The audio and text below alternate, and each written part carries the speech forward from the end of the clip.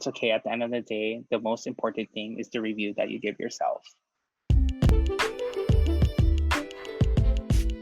you ever have so many questions and no one to ask, so they're just wasting away on Google searches you'll forget about in an hour or so? We had that same problem, and that's why we created the RD2BE podcast, a resource for dietetic and nutrition students looking for answers that their peers don't have. We are students Macy and Emily and registered dietitian Carl Barnes. We engage in conversations and learn from RDs. Join us weekly as we gain insight into the unique journeys of registered dietitians all over the country. You're listening to another episode of the RD2BE podcast. I'm your RD host, Carl Barnes. Very excited. We are joined by Jonathan Valdez today. I'm always a fan of people that wear a lot of hats. I thought I wear a lot of hats, but I'm gonna let you introduce yourself and highlight what you want to highlight before we get started. Thanks so much for being here. Oh, no, thank you for having me. So my name is Jonathan Valdez. I'm a registered dietitian nutritionist, originally from Hawaii. And right now for a full-time job, I work in an insurance company doing managed long-term care. So working remotely. And then also I have my side business called Genki Nutrition, which is a nutrition communications business helping commodities or brands with their communications, marketing, short-term, long-term planning. My credentials: I'm a certified gerontological nutrition specialist.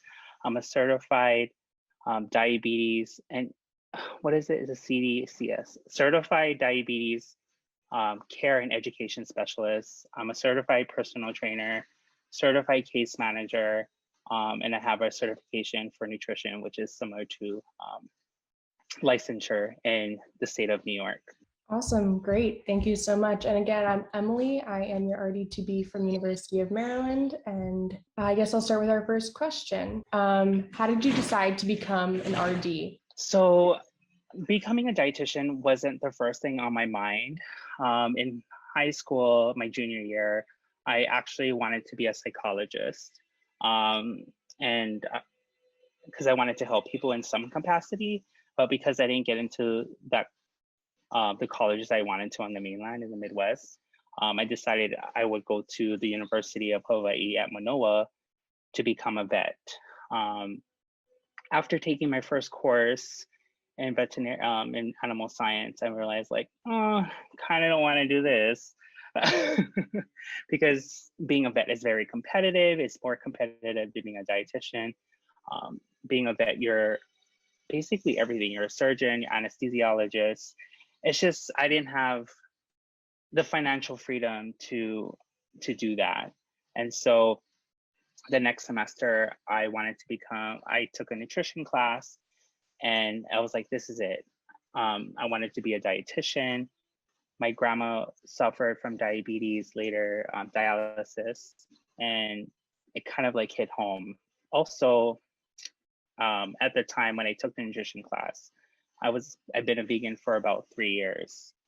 And so as I take my courses, I learn about misinformation, about GMOs, biotech, organic products, and really dug deeper into the nutrition space. And I knew that I wanted to do nutrition communications or some PR firm or PR concept after I became a dietitian. Awesome, thank you.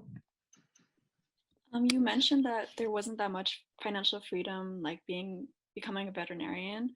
So throughout your dietetic career or career in general, how did you secure the most financial freedom? Like, did you apply to any scholarships? Did you save money? How did you?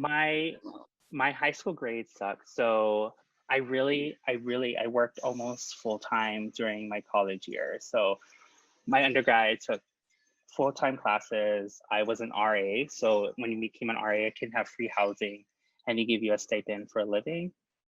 And then I worked on campus up to like 20 hours. So I don't even know how I survived college, really. If you're familiar with being an RA or resident advisor, it's basically, if you're in your room, it's a 24-hour job. For me, it was even more difficult because the 2007 graduating class that decided to go to UH. They were partying all the time. We had EMS coming every weekend. So it was challenging, but it really helped me develop prioritizing, making sure you have plan A to Z to get through anything. You know, I live with a mindset failure isn't an option. And that sounds very critical, but you know, some people say, oh, failure is okay. It kind of isn't. You know, when you don't have any money, when you're living on the streets, it's kind of really hard to get out of that. So not having it happen in the first place is really where I kind of started building my finances, making sure I have enough money. You know what, even sometimes I would go on dates so I can have dinner. Um, even when I did my master's program, I would go to Costco for lunch so I can save money. So it's I know it's been that. So really, that's the kind of foundation I created myself in order for me to be successful going to Chicago, doing my MBA coordinator program, and then finally going to New York City and really thriving. Awesome, thank you. So what kind of undergraduate coursework do you think really prepared you for your internship and then your RD exam? Really, the MNT classes really help. It really put everything together, human physiology and human nutrition together. And so I really felt those were so important in order to do the RD exam. Everything else is a little bit easier, like food service and community. Really understanding that clinical portion of it is vital. You should really have a strong clinical background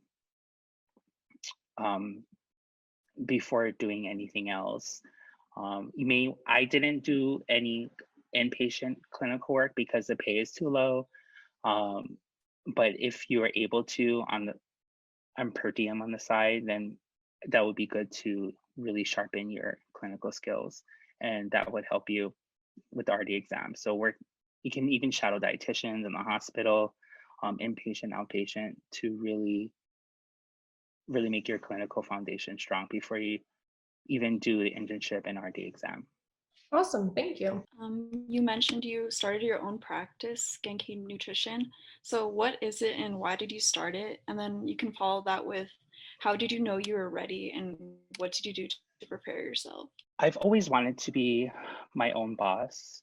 So it kind of came down to, I'm glad I did my MBA coordinated program at Dominican University, who doesn't do matching.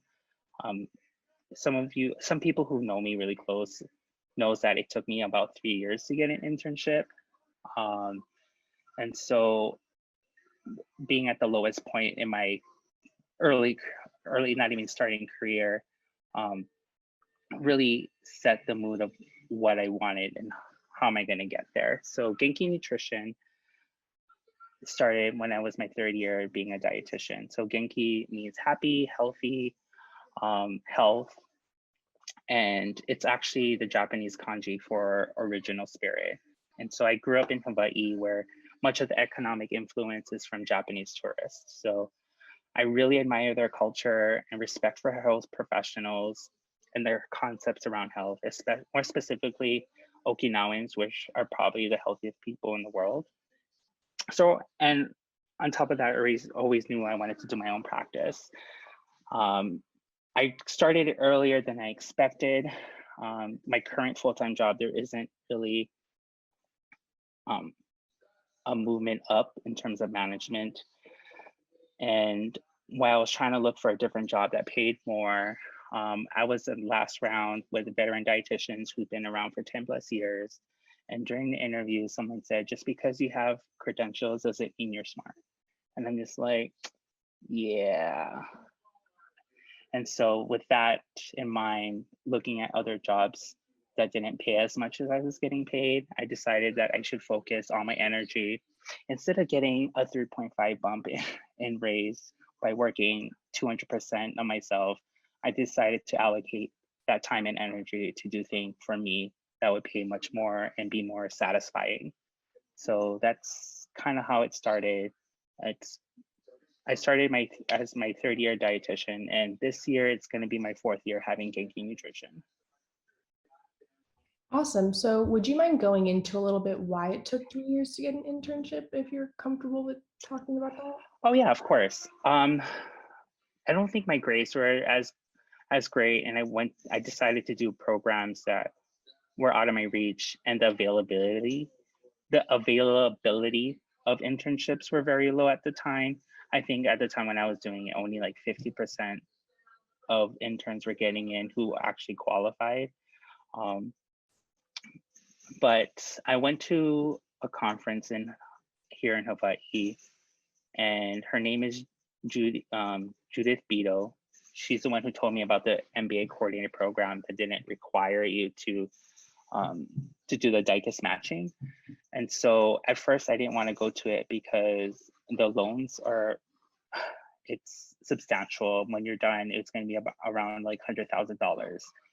And it was that, just thinking about how long it was going to take to pay, the salary even needed to live on top of paying my loans was very daunting. So my third year of actually trying, I didn't get in again. I didn't even get into my second choice. I was going to screw nutrition. I'm going to go into nursing where it pays more anyway. I didn't even get into that. So I was just like, oh, I ran out of options. I was the lowest point of my life. And then I decided to do the MBA coordinating program. I got my preceptors to sign for me, and within a week that it was due, I turned it in and got accepted. And so it was the greatest feeling in the world to at least to get my foot in the door. And then I realized, if I didn't go this route, that I may not have been a dietitian. I know some colleagues of mine who I went to high school with didn't end up being dietitians at all. And so, not to look down on them or anything, but I was like, I'm glad that I went this path and didn't end up stopping. So that's basically how it went. Awesome. Thank you. So as someone who is working for someone, and then you're a business owner too of Genki Nutrition, how do you manage a work-life balance? I'm still kind of working that one out. For my full-time job, unfortunately, it is my bread and butter. But I just do the minimum to not get fired. I'm not gonna lie. And that's true for a lot of people. They just do the bare minimum. As long as you're not at the bottom of the totem pole, then you're fine. But I feel like this year, ending of last year, starting this year is really when I've gotten a little bit more balance. I've been doing overtime for my full-time job for about almost 2 years on top of my side business.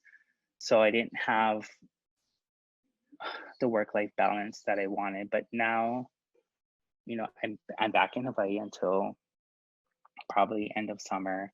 I'm really re-evaluating things that make me happy, the jobs that I'm willing to take, and really kind of slowing down, recuperating mentally, especially from COVID. So now I'm finding a little bit more balance. I'm still making more money than what I would be as other dietitians my age that's been around for 6 years. So, I'm financially happier. I paid off my loans. So things are looking up and looking better.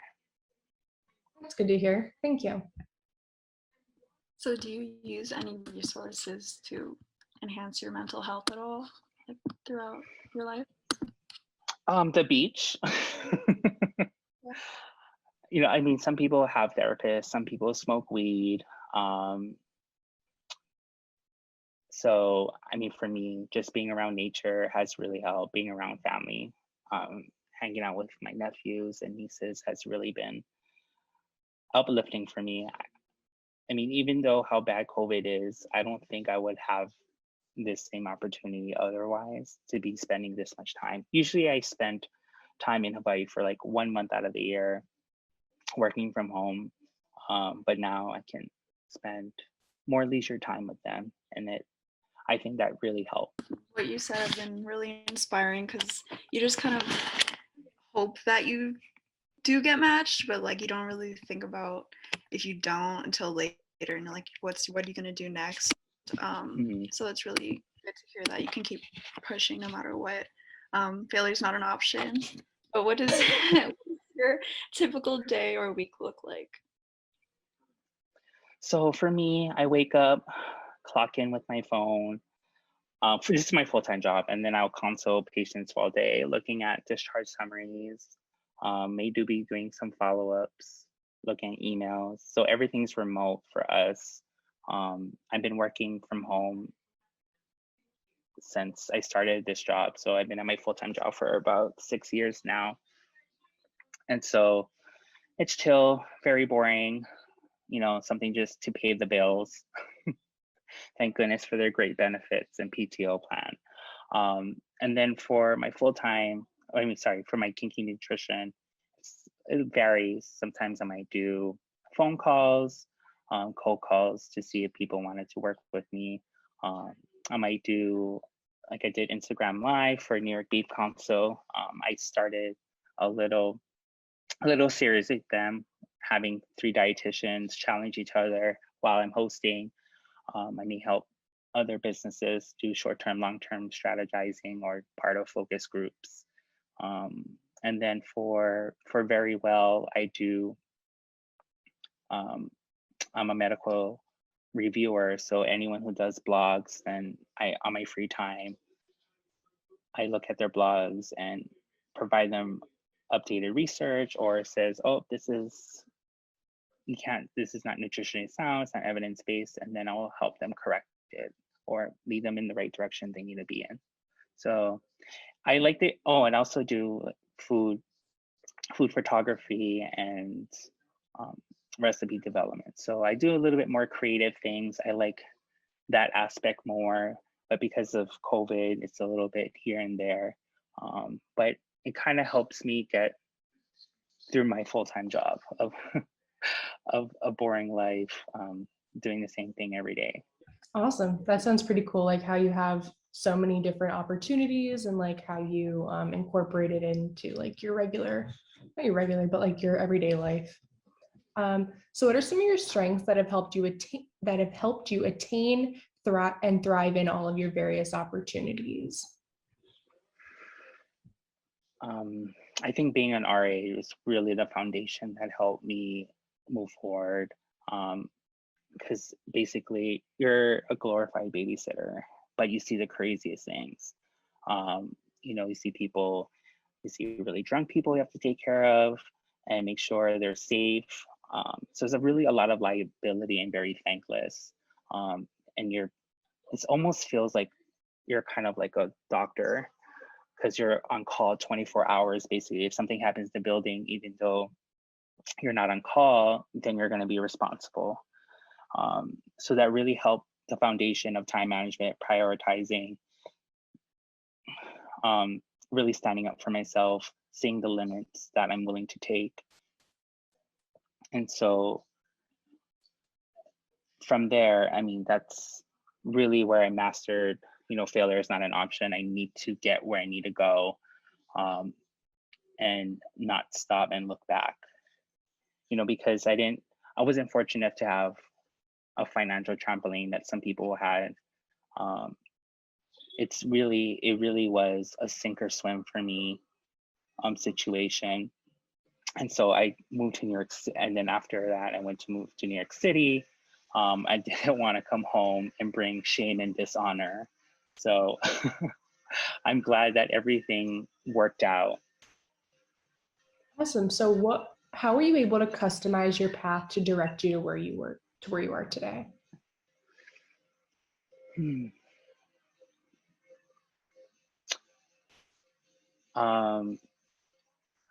It's really looking at the market and being fluid. As soon as I graduated from my MBA coordinating program, I originally wanted to be I wanted to be I wanted to do my CSD, be a sports dietitian, work for some famous tennis player, be their husband, and like be on the sidelines with like my Louis Vuitton, my Gucci stuff, and then be like, yes, I'm the personal trainer, but not most of the husband. But of course, that didn't really work out. And so afterwards, every test that I've taken after that, CDCES, certified specialist in gerontological nutrition and certified case manager. I took all of that knowing that having more credentials will make me be in a special niche. I'll be more attractive to people interested in working with me. So after getting all of those really helped me into thinking nutrition and getting the work I'm getting now. So, and it's less stressful than working overtime or working inpatient, and it pays a way more than doing that kind of work. Okay, thank you.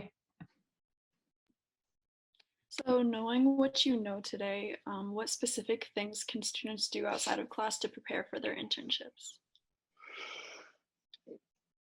You know, I feel like now it's easier to get the knowledge that you want, you know, through LinkedIn, through social media.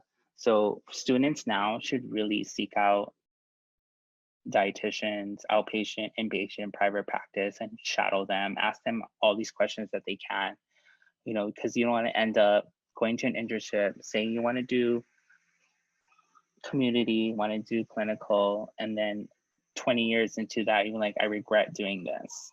So really sitting down, examining the finances, shadowing dietitians, you know, not being afraid how much are you making, how much would you make in 10 years, you know, asking those really important questions that I think a lot of people are afraid to tell because they might be embarrassed. Really seeing that out, because if they're not going to tell you, then you probably don't want to be in that field or that section of nutrition. So definitely doing that. You may want to do credentials when you can as an undergrad, like taking cooking classes, get an associate's degree in cooking. If you're interested in doing sports, and maybe you want to do a dual human physiology with your nutrition courses.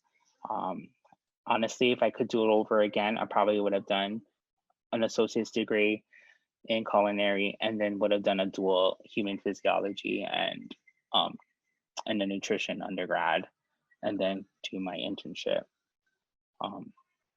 So those, or I think you can be a personal trainer as an undergraduate. If you can, then that's something you may want to look into as well. You know, even though you may not use it 10 years from now, using it as a stepping stone where you want to be. You know, some people say, oh, you know, don't do things just to have it on your resume. Yes, do things just to have it on your resume. You know, fake it until you make it. Sometimes it really does work. And also think about it as well. Like some people might say, I'm doing things for my passion and stuff. And like, if passion isn't going to pay the bills, then that's probably not something you want to do. Maybe you want that as a hobby. Awesome. Thank you. So what resources do you or have you used to enhance your knowledge in your career and just keep up to date on everything in the dietetic realm? Using briefs, the nutrition briefs that I receive in email. I don't remember what it's called, but I use that through my job. Getting paid to look at research articles is amazing. So that's where I kind of see where the trends are, depending on whatever is happening or what needs to be reviewed. So I use articles that I see, you know, the newest product out there, blah, blah, blah. It says it's going to help you lose weight or something. Then I will look more into it, maybe have an intern read it for me and do some highlight points for me, so it's a little bit easier on myself, while giving that person practice time and hours. it's not really a set thing, but in terms of what helped me get here, it's not really a nutrition book. It's called 48 Laws of Power by Robert Greene. And really each of those laws tells you, it might be controversial, really tells you how to navigate the world and how to get power, whether it be money, where you need to negotiate, or defending yourself if a coworker is being crappy to you, or how to get power over your manager. So, so this is a book that really helped me navigate through college, how to get through my professors, to kind of get what I want without being manipulative. Even helped me in college and helps me in my work now, you know, so, and dealing with brands and commodities without seeming like a pushover. So that's something you may want to look into. And they actually use real events. They might use like Cleopatra, they might use Napoleon. So they actually use people and historical figures that tells you how these people got into power and how they use it to get what they want, because everybody kind of wants power in some way. So the secret is how you're going to be able to navigate using the tools. Great. Would you mind repeating the name of the book? 48 Laws of Power. 48 Laws of Power. Awesome. Thank you. Yeah, by Robert Greene. So what daily habits do you have to enhance your personal well-being or professional well-being? I have espresso, 2 shots. I take it only black. I eat, well, now that I'm here, I eat those cute Cheerios with the hearts on top with whole milk and flaxseed and walnuts with some cinnamon. Making sure I eat lunch and dinner, and exercise. It's easier to do it here, and try to go to the beach at least once or twice a week. I know there's no, for me, it's not really no, like I'm not reading some special book that's getting me or doing some meditation. Oh, actually, now that I have the Apple Watch, I use, when it tells me to breathe for a minute, I do that, and that's been helpful. I've used that for the past week, and I felt like after I did breathing for a minute, when it told me to, that I can concentrate more. Not sure if it's a placebo, but that has worked for me. But really concentrating on being grateful, things that I'm happy on, happy about, being with family. I think that's been a real help for me. So, and everyone's different. You know, if you feel like you need to smoke weed, or you feel like you need to do a drag race out there, you know, it's okay. At the end of the day, the most important thing is the review that you give yourself. Awesome. So as we're approaching the new need for a master's program, what benefits do you think a master's in business provides for registered dietitians opposed to like a master's in public health or a master's in nutrition?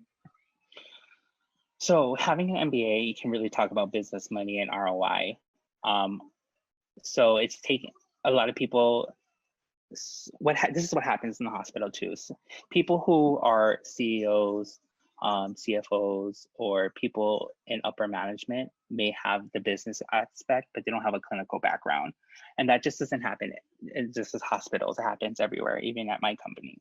And so really understanding the business aspect, including the science and how the science is going to translate to ROI based on what you do, it's going to be your go-to. I think it's more useful than having MS or MPH,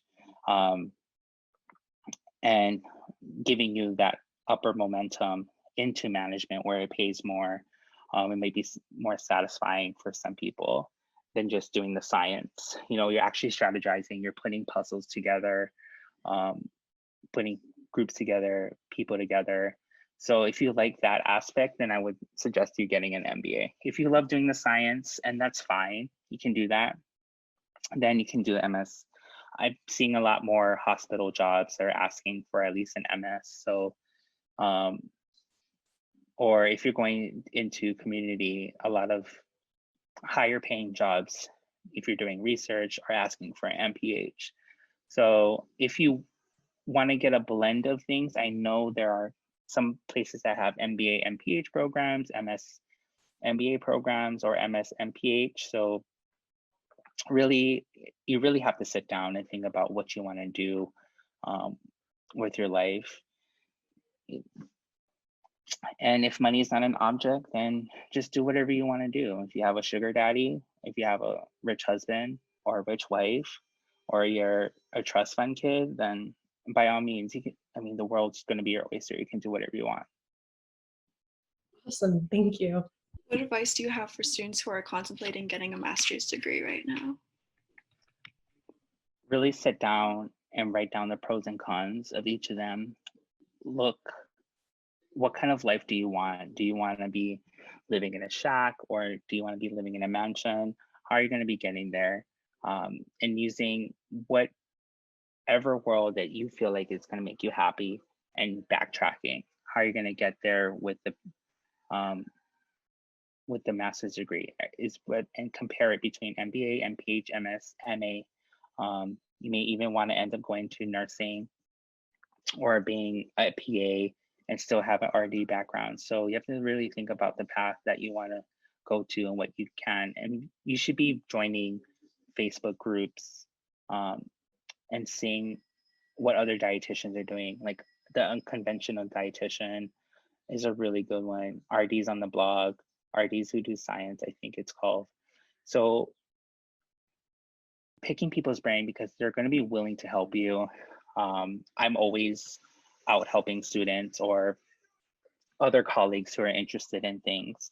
Another thing that's good about the MBA is that you have a better understanding of the stock market. So instead of having your money being in a bank, you can actually put it in the stock market. And as long as you're getting at least a 10% a year of what you're investing, then it's that might be another aspect of the MBA that's appealing.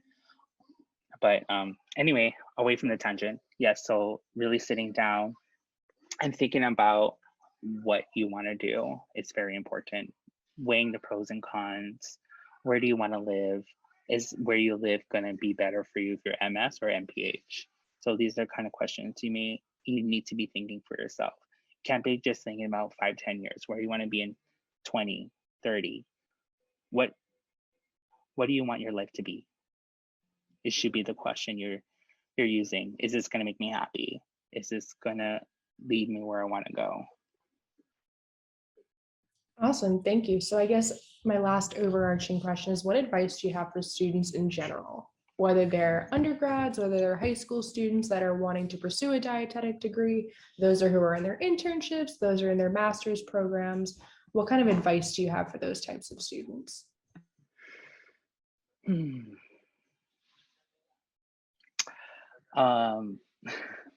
This is from an Asian cultural. An A- is an Asian F. So especially if you're a person of color, you're gonna have to be working 10 times as hard to get where you want to be at, because that's how the economics is right now. And that's how, people who are Caucasian and empowered is, especially if you're living in the Midwest. At least that's how I felt. That's why I kind of left Chicago, because it didn't really, I feel like I wasn't going to thrive there. So making sure you really think about where you want to live, what kind of income do you want to have? What kind of lifestyle do you want to have? Are you want to be traveling a lot? Then maybe you want to be a traveling dietitian or work remotely. So being very introspective, I think is the strongest thing you can do as a student, as an intern. Even early dietitians introspect as much as possible frequently to help you decide how to pave the road forward. Because if you're moving in a fog, you're gonna get nowhere fast. It might be good, it might be bad. So, and the flip coin of that is also being fluid. I know it sounds contradicting, but knowing creating many forks in the road, having a plan A to Z, will really help you in case you think you failed. There's going to be a different option for you to go to. So not getting it, not doing an A-, being fluid, but also having a direction. Balancing those three out. Great. Thank you so much. I appreciate it and all like the advice and stuff you've given us today. I appreciate it, Jonathan. I really like the candid stuff because, as you very well know, a lot of dietitians tiptoe, especially on talking financial stuff, anything economic. Oh yeah. So we can't. we can't sit on sidelines and like spread lies. You know what I mean? Because it's gonna look bad on us. I mean, honestly, if I was told earlier that you need an internship, I probably wouldn't have been a dietitian. But I'm glad that it worked out. So I can retrospect that like I took a right path. But I'm pretty sure some of my colleagues don't feel the same way. And so I think really having a good network, having good people around you, even using your skills to barter, like I use it all the time, like, oh, here, flight benefits, some nutrition advice. So I think we need to do a better job of bartering our skills and asking for more pay. Otherwise, then we're all going to get shitty pay across the board. So we need to look better on that as a whole. I absolutely agree. I think that's a fantastic take-home message. And like you said, it doesn't see eye to eye with all your colleagues, but that's kind of the nature of what we're doing here. Is something that you're given is going to resonate with a population of students, whereas something somebody else says is going to resonate with somebody else. So exactly, people's opinion doesn't matter unless they're paying your bills. There you go. Well, I appreciate having you. We'll call this one a wrap.